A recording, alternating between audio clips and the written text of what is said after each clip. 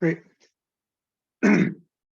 So I'm not going to cover obviously, all of the artifacts that we encountered for this week, but I'm going to bring in a bunch of them and kind of give you, try and get us up to the postmodern era. And we'll start where we left off. We mentioned, we ended the last lecture talking about Fujita and Ruth Osawa, and talking specifically about Ruth Osawa, who was a student at Black Mountain College. He mentioned that, so as we know, after World War II, a lot of the instructors and students who were studying at the Bauhaus and and artists and intellectuals throughout Europe get dispersed or killed because of the rising fascism. And a lot of them end up in the United States. So we're going to have a sort of shift in the focus of global centers of art and design production from Europe to the United States, because as we know, Europe is pretty devastated after World War II. And as we talked about last week, art and design thrive primarily in times of peace. So one of the key sort of mirrors to Bauhaus, which is kind of like America's version of the Bauhaus, if you want to call it that, Black Mountain College. And you have instructors from the Bauhaus coming over to teach at Black Mountain, very famously, Joseph and Annie Alberts, you remember from the last talk. It's located in North Carolina, in rural North Carolina, so far away from the urban centers. And at the time, we're talking Black Mountain College existed in its most robust form from about 1933 to 1957. So you can think of rural, I want you to remember rural North Carolina in America in the 30s and 40s primarily. So this is not necessarily an environment that is understood as wildly progressive or experimental. Black Mountain was certainly an outlier in the very conservative South at the time. But it's while it was brief, it had a great impact in people's conceptions about education, experimental arts education in America. I always loved how the logo really looks a lot like Otis's old logo. And it had a host of very important artists who taught there. Jacob Lawrence, who we're going to look at in depth in the next part of the class, Philip Johnson, Merce Cunningham, John Cage, Buckminster Fuller, Robert Rauschenberg, real who's who of talent, went through the Bauhaus and were instructors there. In keeping with something we've seen before, thinking back to the arts and crafts and to the Tuskegee Institute, the Bauhaus was very organic, and it was very driven and built by the instructors and students who literally built the school from scratch and worked with a real economy of means, because the school had very, very, very little money. It was a very communal experiment. So I love the image on the left, Albert's leaf study, because it is both representative of a kind of modernist aesthetic at the time, but it is also, we can see it as representative of the lack of abundant resources. They made do with what they had. They used what they had, for example, for assignments, right? There's leaves in the ground, arrange the leaves on a piece of paper as a kind of exercising informal composition. As I mentioned, Annie Alberts, who we talked about from previously, who is a real innovator and pioneer for textile arts at the Bauhaus. She then takes her understanding of that and starts teaching textile design at Black Mountain.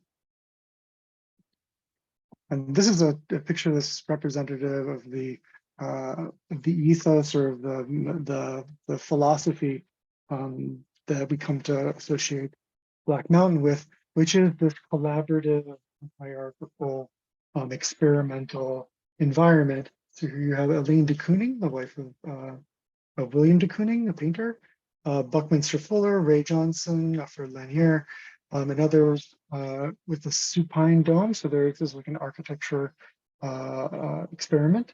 And what you'd have is and I want you to see that in connection with, for example, the Tuskegee Institute, which also operated in a similar kind of collective effort, collective labor to build the school and maintain the school, bringing ties between teachers and students. It's a very experimental school. It focused on the notion of a holistic education, so not necessarily narrowly subject-based, but thinking of the whole education of a student. Very, very interdisciplinary. So having instructors and people who were quote unquote masters in one field teaching in another, a lot of collaboration. There were no course requirements except for the foundation class, which was on form, and everybody had to take a required class on Plato philosophy.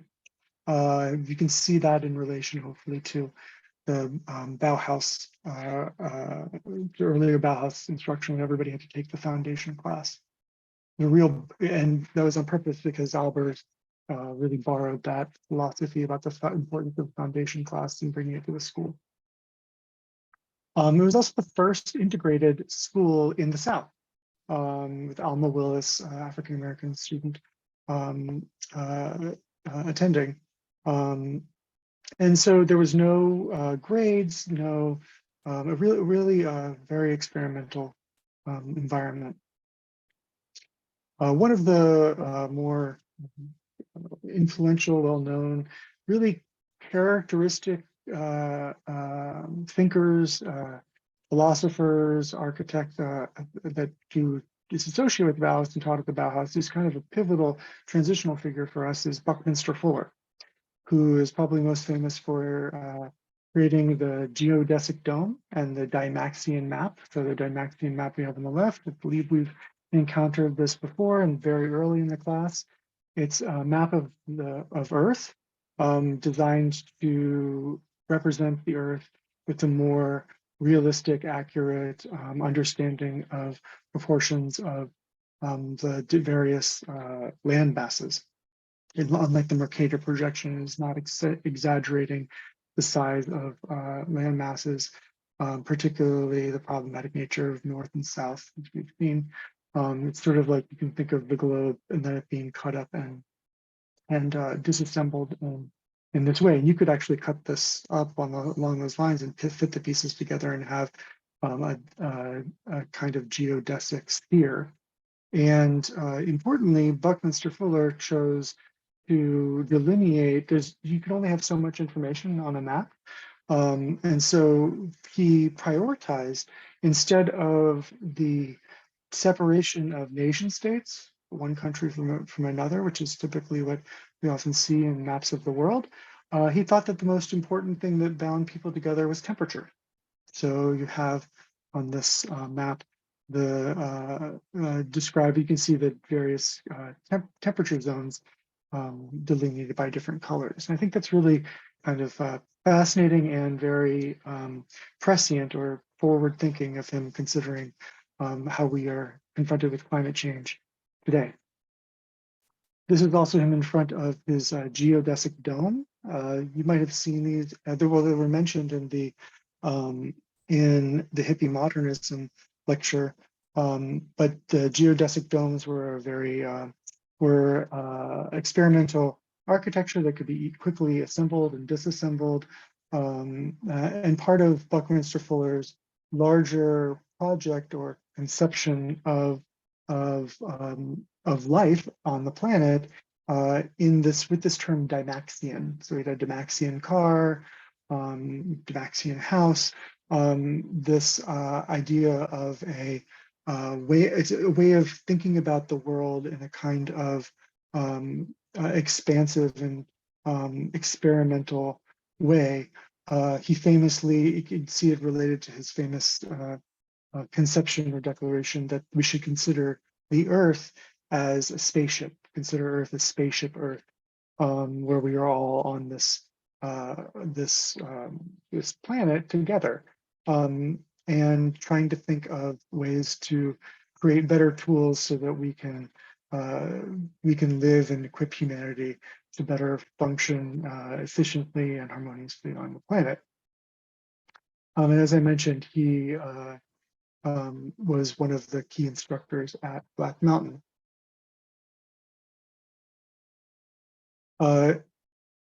Transition here, actually, I'm going to go to out of order. Speaking of this idea of spaceship Earth and the ongoing importance of photography, we have this turning point, which there's many points at which we can articulate articulate kind of the shifts in popular consciousness, mass consciousness, with regards to how people relate to each other, how they relate to their environment. And arguably one of the more important artifacts that is representative of that shift is the first photograph of Earth from space. This is, I believe this is Earthrise, the very first photograph of the planet Earth from space. And after this photograph was taken, you have the production of the Whole Earth catalog, which is a countercultural magazine that was published by Stuart Brand, that chooses to put one of the later full images of the Earth on the cover. And I want you to think about how an image like this could make people rethink their position in relationship to the Earth and to each other, because for the first time, before this, our concept of Earth was that we could see what we could see on planet Earth, but we didn't have any pictures that were taken by a human of Earth. And one of the things that came out of this, one of the realizations, is just how small Earth seems against the void of space. And this picture coincides with a growing and now certainly now fully formed environmentalist movement of rethinking issues of consumption, waste, planetary degradation, things like that.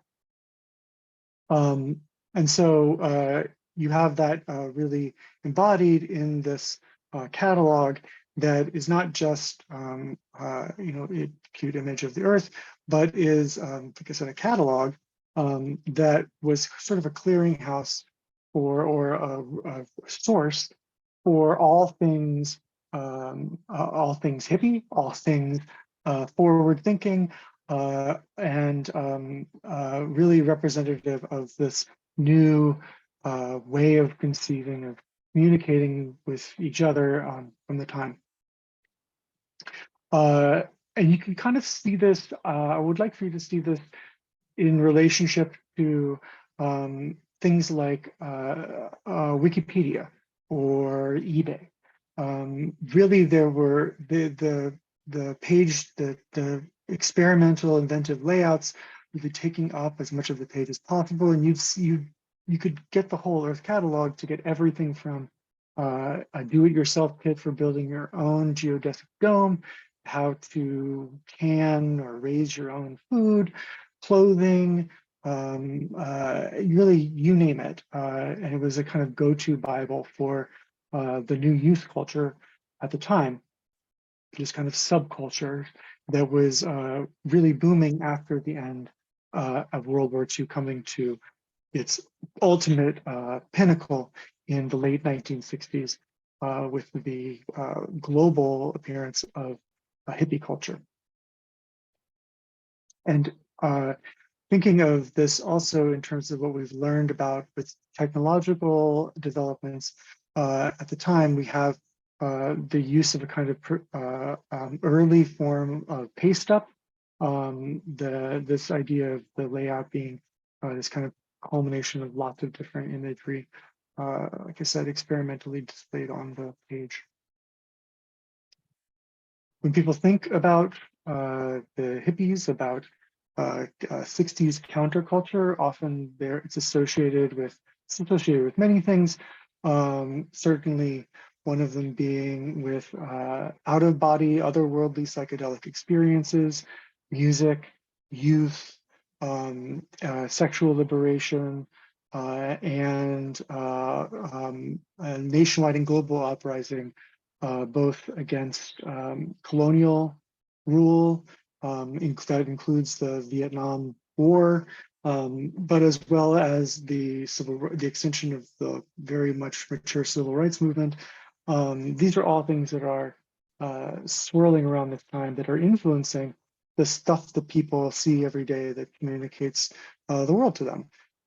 Wes Wilson's probably one of the most well-known of the psychedelic poster artists of the time, coming out of San Francisco, designing posters specifically for the Grateful Dead. And this is reflective, the aesthetics of this have become so very much associated with the psychedelic movement, with the use of experimental drugs like LSD, that we tend to forget some of the older references that are tied up in this work. And hopefully, especially in the image center, that you can notice is the way that it kind of calls back or references or borrows from Art Nouveau.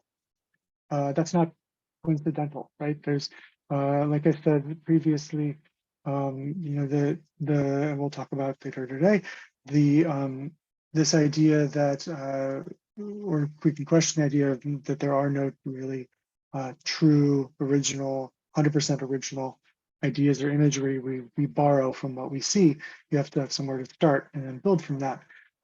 So we can think of why the psychedelic artists would look to the Art Nouveau for inspiration, especially given that the larger culture, in terms of design, in terms of mass design, was much more in line with the kind of clean, industrial, corporatized, reductive modernism that we've looked at, that's coming out of the corporate embrace of modernism typified by the Bauhaus, for example. And so it's a kind of counter to that. It's an opulence, it's an indulgence, and it also signs to the otherworldly, to the beyond, which we can see, which we've also seen before in terms of illuminated manuscripts, the highly ornamented, decorated horror vacui, that fear of empty space that we've seen before. These are things that historically have come to signify otherworldly, out of body, not earthly bound experiences. This has its counter in the work of Tadanori Yoku from Japan, who was also working at the same time as Wes Wilson, also interested in experiments into psychedelia. Remember, there's this really robust international correspondence between artists and designers, much like there is now,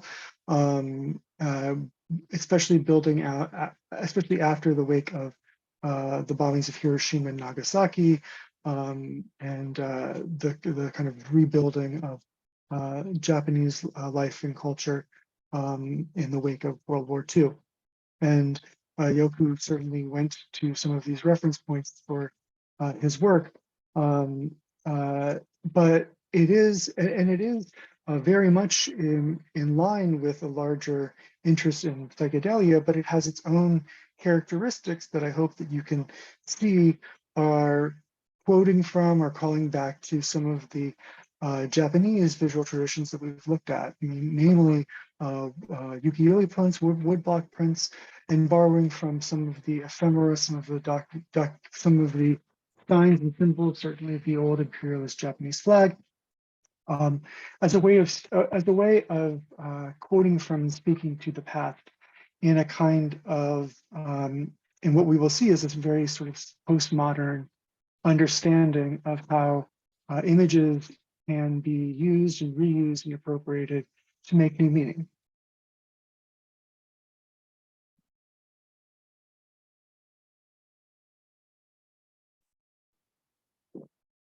One of the interesting places to look at at where hippie modernism or the hippie avant-garde intersect with larger corporate or larger commercial interests is with the work of Pushpin Studios, which was founded by Seymour Quast. That's right, Seymour Quast. That's how you put his name. And Milton Glaser, which was founded in 1954. Really very innovative, very experimental, sometimes challenging uses of the integration of illustration and advertising specifically for publication. Milton Glaser really innovating ideas of how to move editorial illustration away from the older illustrative style that was typified by like Norman Rockwell towards a more conceptual experimental approach to illustration. This is arguably his most famous image of his poster of Bob Dylan, kind of merging that psychedelic imagery with the silhouette of Bob Dylan. And Seymour Quast famous and Brad Breath, which we'll talk about when we talk about propaganda. This is this is a poster made to protest the Vietnam War. You can see it's the take on the very famous James Montgomery flag picture of Uncle Sam, but in this case, it's Uncle Sam is sickly green, and inside of its mouth are the tools of war, bombs and planes.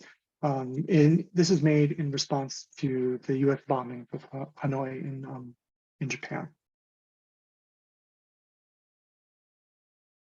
And the other component of if we're talking about the shifts in the democratization of a communication, what's important to understand is the development of independent presses and the rise of proliferation of all of these independent publications that aren't bound by previous corporate ownership because the means of production is more affordable. This is really wonderfully exemplified in the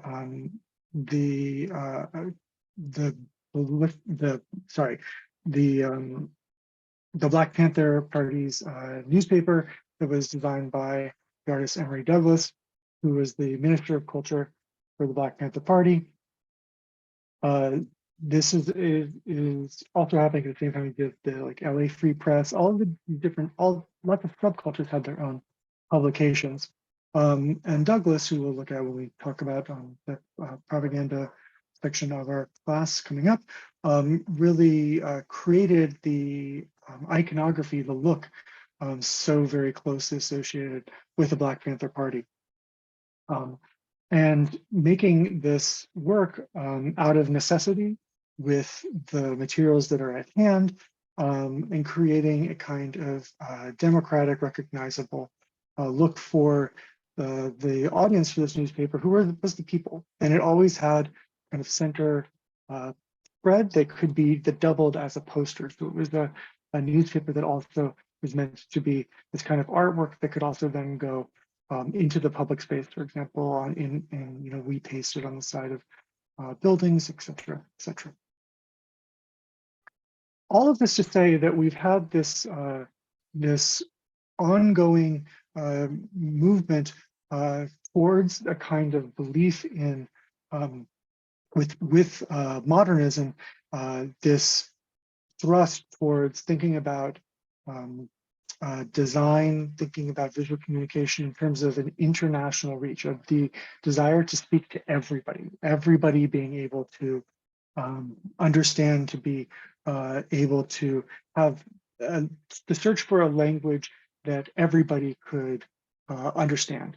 And this is, you can see this in the writings of Miller Brockman, this idea of relying on the cleanliness of the grid, the orderedness, all in service of the idea of an international approach to design and to relaying information that could be understandable to as many people as possible. And that coming out of the kind of Enlightenment, humanist notions of being able to understand the world, the thought of that the world is both that rational, that one can be rational and understand anything in the world, and this other other belief that coincided with this sort of drive of modernism, which is that things improve, that there is an undeniable march towards progress, and that this the approach, the rational, humanist, modernist, not coincidentally, really driven through channels of colonialism and white supremacy, the idea that that bettered the world and that it led towards progress. That theory is obviously comes to be, or that approach, that mentality comes to be questioned and pushed back against as you have the 20th century wear on, and you have the rise of countercultures we looked at, and challenges to this existing order that gave us modernism in the first place. And the way I would think you could articulate that challenge is that how can you say that the ideas, the ideology, the people, the choices that were signifying or so important for modernism, how can you say that that is bettering the world when what we've ended up with is the bombings of Hiroshima and Nagasaki, the largest destruction of human lives in the shortest amount of time in the history of the planet, the desolation of formerly colonized countries, even after independence movements have driven out the colonists, the destruction of the natural environment, the ongoing apartheid, both in the United States and elsewhere around the country. All of these things, the critique of the modernist project start to bubble up, and people start to question the solidity of that way of thinking. And we transition from the modernist period to what has come to be termed the postmodern period, after modernism. And people argue now about what proper term we can call it. Many people argue that we've moved past the postmodern period into a different kind of world. We can talk about that later in the class. But this international project of questioning the logic and the rules of modernism is both really aligns a kind of philosophical project, theoretical project with a political project, with a cultural project, and you have this larger questioning of what came before.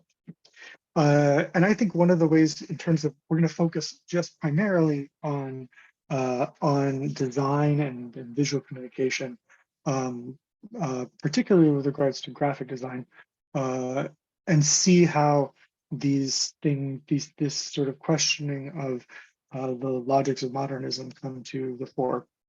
And I think one of the best encapsulations of that is this quote by the writer, philosopher, critic Roland Barthes. Hopefully you have already been introduced to Roland Barthes or read hopefully some of his texts. But this is a famous quote from his text, The Death of the Author, And he says the text is a tissue of quotations drawn from innumerable centers of culture.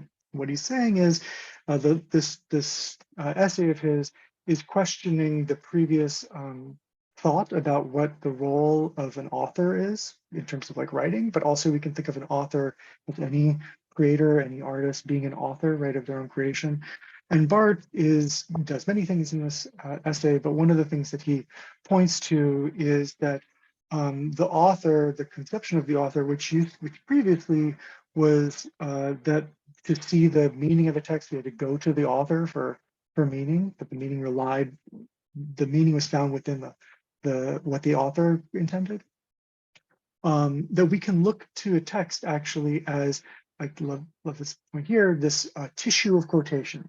That any text, any work of art, anything is this amalgamation, this coming together of all of these points of reference from all across culture. And that is a very postmodern understanding of artwork. Because before we had modernism, we had the modernist ideal holding up the singular unified work of art, the form follows function work of art, the work of art that has nothing unnecessary in it, that it refers to nothing but itself, that it is aligned with serving a goal, and it does its goal, it achieves its goal without having to rely upon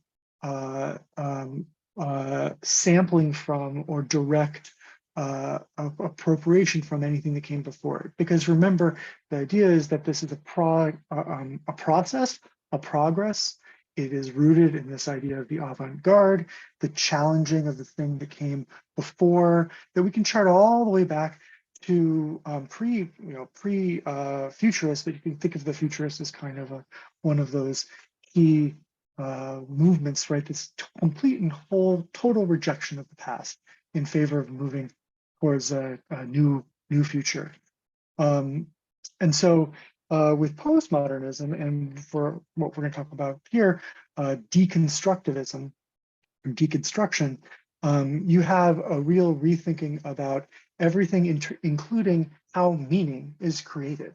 And one of the key figures in that realm, which is discussed at length in one of the essays you had for this week, is Jacques Derrida, who, like Roland Barthes, is seen as part of this larger group of thinkers that are contributing to this project.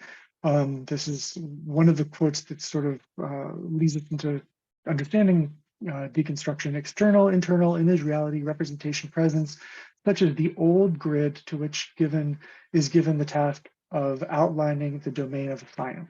What does this mean?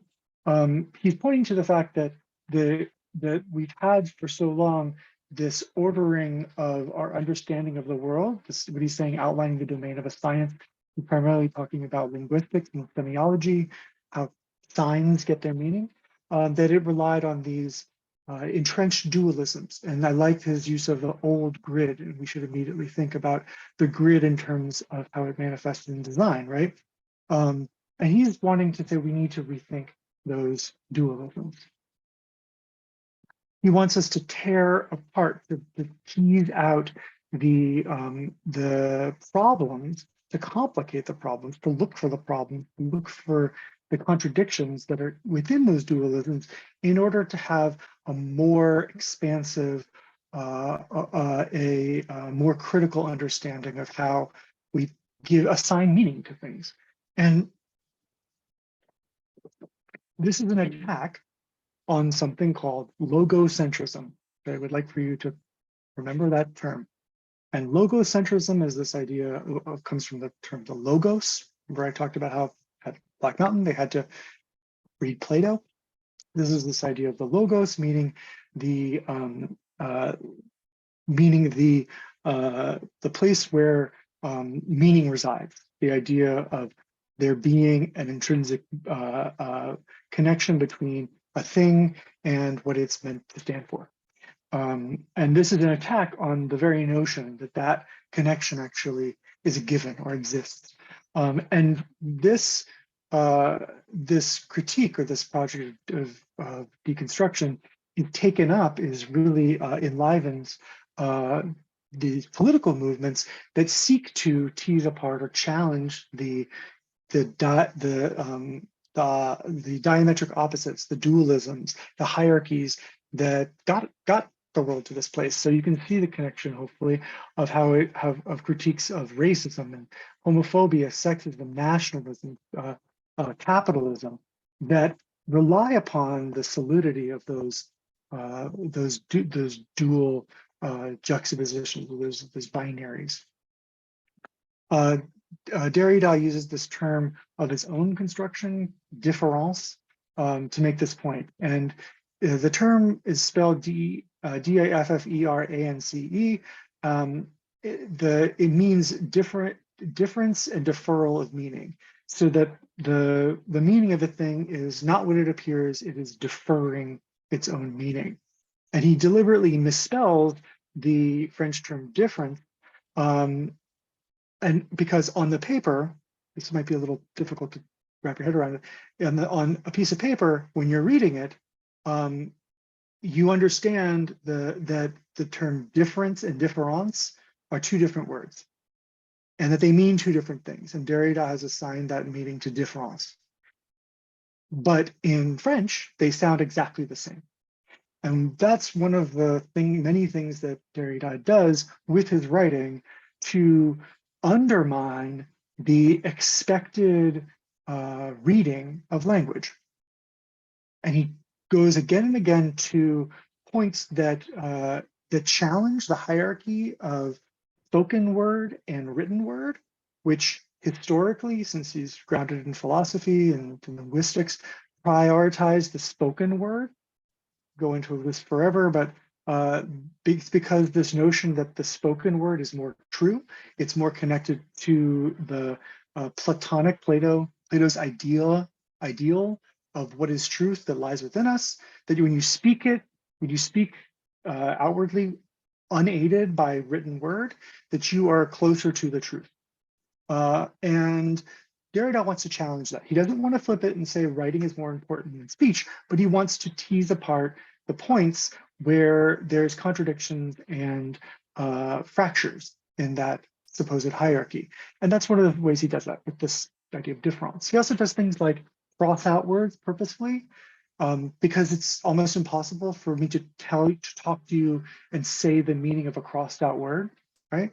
And you can hopefully see how how Derrida's project is really attractive for graphic designers, because he is pointing out, his project is very much invested in trying to point out the problems or the overlooked parts of graphic design, of things like margins, of things like, text within text. And so this is Richard Eckersley's design for the first English translation of Gloss, which is one of Derrida's more pivotal deconstructivist text. And if those graphic designers out here, for the typographic experimentations that you're perhaps doing with regards to publication development, this looks as contemporary now as it did when it was made. Like, it looks like experimental typography today. And that is due in a large part to this widespread interest in Derridian deconstruction. And this this idea of teasing apart the rules of modernism can be seen, like I said, in all these different subcultures. We'll look at a few. And it sprouts up in DIY design, vernacular design, design that uses what is at hand, and in picking up on visual traditions that we've already seen, for example, the Dada collage, or the futurist synesthetic design as well. This is Jamie Reed's Sex Pistols, the cover for Nevermind the Bollocks. And so you can see that the way that this breaks traditional graphic design rules, and that it has a kind of synesthetic relationship to Marinetti Zheng Tum Tam, this idea of the words themselves having a kind of sound to them. We also see the elements of a kind of postmodern critique coming up again. We showed you an example of punk rock, but you have these examples coming up in all different kinds of subculture. And one of them is the queer subculture that came into its own in the late 60s, specifically after the Stonewall riots, where there were presidents. And so you had these subcultures, you had these groups of people who were claiming an identity for themselves, but what they were working from was what was at hand. And so one of my favorite examples of this within queer visual history is Tom of Finland, who took already existing ideas about what a masculine archetype was, things like the biker, the soldier, the cop, and appropriated them or reimagined them for as characters towards gay liberation, and specifically towards gay sexual liberation, erotic liberation. Tom of Finland, and also you can see similarly Bob Miser on the left, the photographer. I'm a big Tom of Finland fan, just did a show about him. And so what Tom of Finland really did was gay. He made his work. I'm showing you probably the most conservative images that I could show you of his, and they were made as pornography. They were illustrations of men, primarily white men, very muscular with a highly exaggerated crotches, asses, you name it, and they would engage in all types of sex and all with a smile on his face, having lots of pleasure. And this is a counter to the depiction of gays, specifically homosexuals, in mass media at the time. And so through the production of his own kind of visual vernacular, this worlds he creates, all these populated by all these now gay archetypes, he creates a whole universe.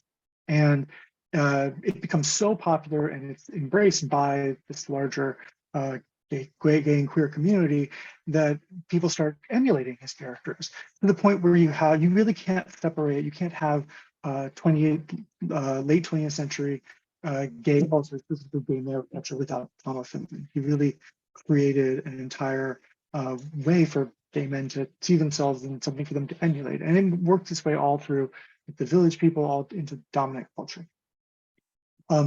This is also, I love this as an example of a postmodern critique. You can see this additionally in comics like Alison Bechdel's work, especially in her comic strip Dykes to Look Out For.